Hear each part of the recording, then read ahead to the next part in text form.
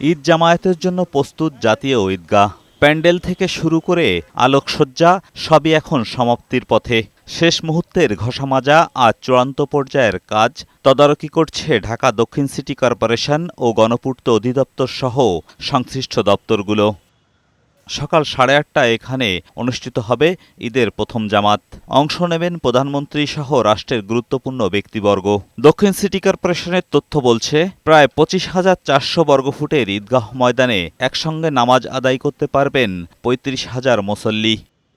এদিকে আগারগাঁওয়ের পুরনো বাণিজ্য মেলার মাঠেও চলছে ঢাকা উত্তর সিটি কর্পোরেশনের কেন্দ্রীয় ঈদগাহ জামাতে শেষ মুহূর্তের প্রস্তুতি।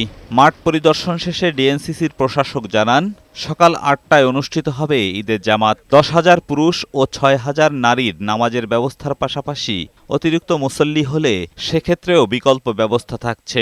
সেখানে বৃষ্টি হওয়ার একটা সম্ভাবনা আছে, তো বৃষ্টি হলে সেই ব্যাপারে আমরা প্রস্তুতি নিয়ে রেখেছি, যাতে নামাজ আদায় করতে গিয়ে কোনো মুসল্লিদের কোনো বিঘ্ন না ঘটে।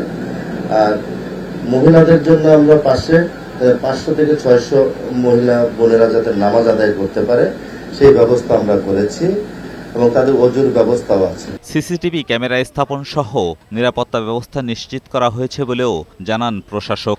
তবে এবছর গতবারের মতো থাকছে না আনন্দ র্যালি। এজাজুল হক মুকুল, বৈশাখী সংবাদ, ঢাকা।